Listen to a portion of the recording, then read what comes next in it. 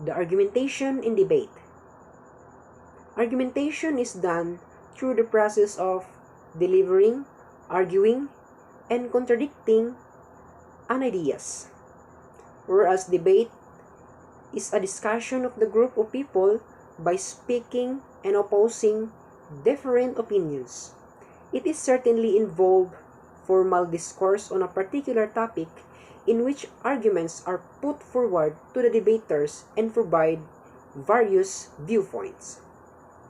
Debates take place in public meetings, academic institutions, competitions, legislative assemblies, and other sittings that have made by speakers' arguments, and often includes debate moderator or judge along with an audience. In debate, the logical arguments, factual accuracy, and some degree of emotional appeal to the audience are the elements in debating, where the debater of the side shares perception over the opponents. In contrast, areas of debate such as public meetings in academic forums are occasionally occurred in every field of debate, since they emphasize the issue about community and educational matters.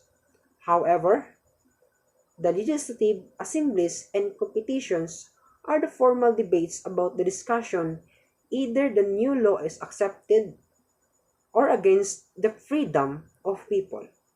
Besides, the debaters at these sittings would select or choose candidates for elected offices as the leader.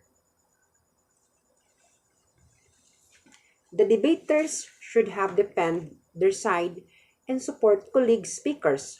However, they must have debating skills beforehand, such like style, speed, tone, volume, clarity, use of notes in eye contact, and most importantly, the content of the debaters. Style. It is the way on how the debater voices out his or her arguments. It is the first step to have a precise and explicit knowledge and need to master thereof. Speed. It is when the debater would express his or her arguments in a loudly fast speaking and slow the speech to have an effective and understandable ideas. Tone. It is better to listen if the debater has an emotional changes and thus it makes him or her sound more appealing to the audience. Volume. It is part of the debating skills.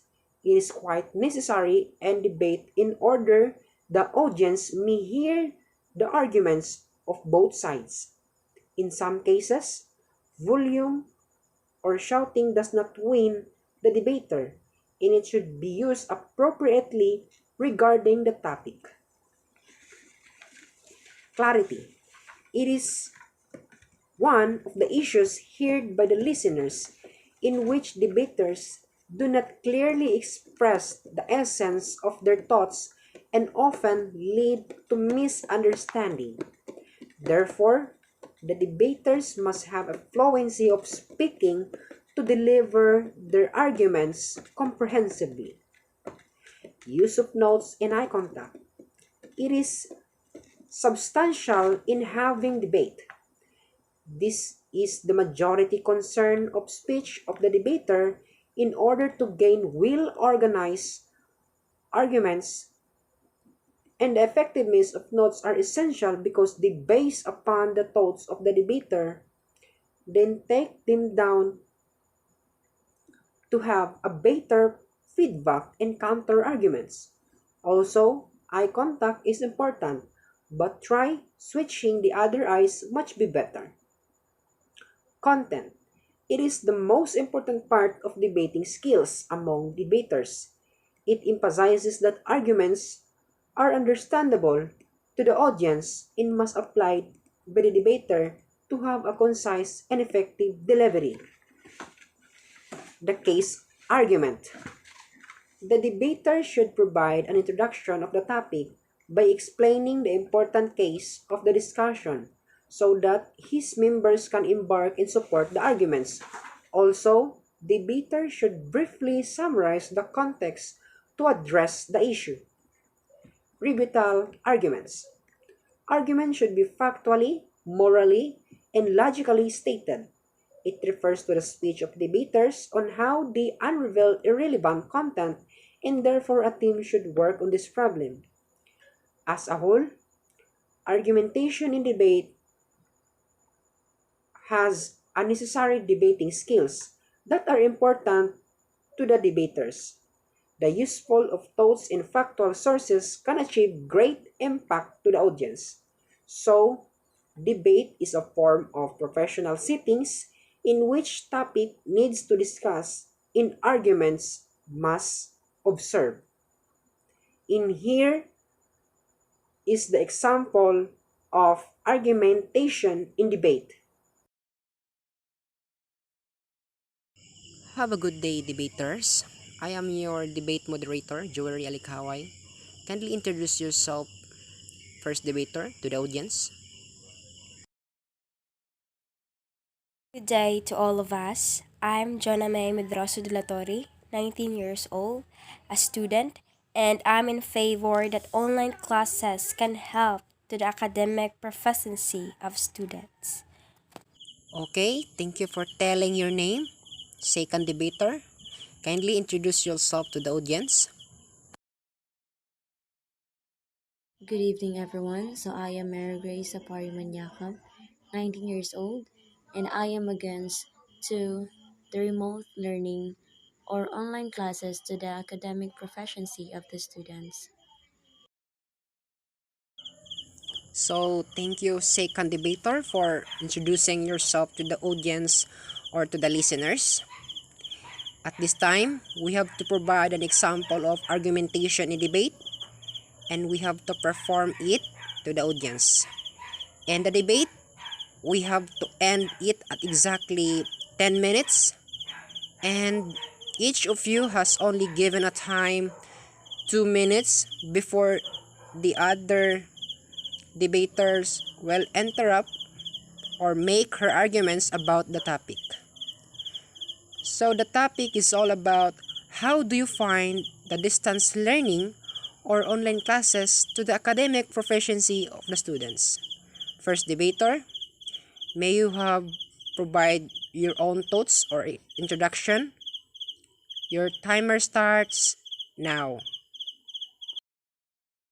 2020, the pandemic pushed millions of college students around the world into virtual learning. Many schools and institutions have shifted their teaching and learning activities online. Change from face-to-face mode of schooling to online home-based learning. The use of technology has become a core essential for teaching and learning. Students might be able more self-directed skills and habits for learning in online. If you have taken face-to-face classes all your life, being a little apprehensive at the beginning is normal. Even if you are tech savvy, however, taking an online course as opposed to a face-to-face class definitely has its perks. It has been found that students in higher educational institutions that engage in e-learning or online learning generally perform better than those in face-to-face courses. Hawley 2002 found that students who participated in online or e-learning achieved better grades than students who studied traditional approach. Thank you for your clever introduction, first debater. Second debater, can you provide an introduction about the topic? Your 2 minutes starts now. When the coronavirus pandemic began shutting down schools across the country, a majority of schools quickly made the switch to online distance learning. The result was immediately different from anything most students have ever experienced. A lot of students felt that while it was extremely difficult to make the switch grading system helped ease the workload and give students more free time to help their families, studies, or focus on their mental health. However, parents and students also felt that pass or fail grades enabled students to slack off. Students who had worked hard to keep their grades up now couldn't have those rewards. Online meets started becoming smaller as students realized it wasn't as important to come to class. Now, this fall, this new year of distance learning possessed its own set of hurdles. Throughout the country, as schools were deciding how to return or whether they even should start school in person, the consequences of distance learning were becoming clear. Students are also losing education, mental health is suffering, and we are losing a majority of our social contact and growth. Studies are showing that the loss of education is increasing. One study from the Center for Research on Education Outcomes said that up to 11 months of learning could be lost throughout the lives of young children because of the pandemic. This loss is more prevalent in younger students but is still affecting older students. Thank you for your deep knowledge, second debater. So, first debater, what is your counter arguments of that?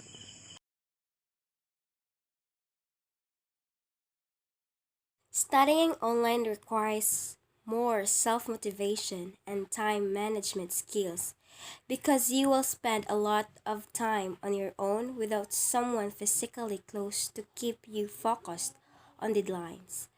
Online classes is not a struggle or a problem for you to learn. Instead, it will help you to become more self motivated, a trait that will make you stand out in the workplace and beyond. One of the benefits in taking an online course also means that you don't have to commute to class, which means less than spent in the bus and have more time to study your modules or activities in your home. Studying online gives you more flexibility. You can work and fit your work schedule and even your hobbies. Your 2 minutes time is over, first debater. Second debater, what is your feedback to that arguments? Students are also not nearly as engaged in their classes now. A senior from Franklin says, being on screens for so long period for me is hard. I tend to get distracted and worn out from looking at my screen. Because of distance learning and our compacted 4 by 4 schedule, classes are much larger. The condensed schedule makes it even more difficult for teachers to tailor learning to the specific needs of their students. This causes students to lose interest. Loss of interest was already a problem before distance learning, but the loss is dramatically greater now that many teachers have less of a way to connect with students and engage. Distance learning has also increased the equity gap. Many people families has also increased. Low income families may not access The two to minutes is over. First debater, what is your response? If you think that online courses or online classes only gives the negative effect of student learnings, maybe or you're wrong because according what I saw and observed the students nowadays and what I researched recently, I conclude that online classes are so convenient in this situation. It makes us and give us more flexible in making our works and other activities to do. Bring educational right to our home offers us individual attention, help you meet meet interesting people, give you real world skills, and promote lifelong learning. And online courses or online teach classes teach us to be self-disciplined and connect us to the global village. So, in fact, we are in 21st century and it's required and we need it to use technology more, especially in education and in educating. So for me, online classes or online learning make us more independent to learn, make us more competent. Sorry, first debater, but you reached the time limit, 2 minutes. And second debater, you can have your own feedback now or arguments. And just make it sure that it is 2 minutes. Your timer starts now. Many people, families, and low-income families may not access to the same resources like computers and a high broadband internet connection. This resource disparity is further increasing the learning gap as the students may not receive the same education as others. Many students, mainly students of color, also may have a more difficult time engaging in class as violent and tragic deaths of people of color are being constantly displayed across the country. It is unfair to expect people to focus well when they have to cope with a constant bombardment of trauma. Another part of students' equity that many schools have failed to address is that many students' voices are now people I've talked to have said that they feel like they haven't been heard. Okay, the 10 minutes is over. Thank you for providing an examples of argumentation and debate. Congratulations to the both of you debaters. You had an explicit knowledge and tactful information about the topic of how do you find online classes or distance learning to the academic proficiency of the students. And I was blown away by your different viewpoints and arguments.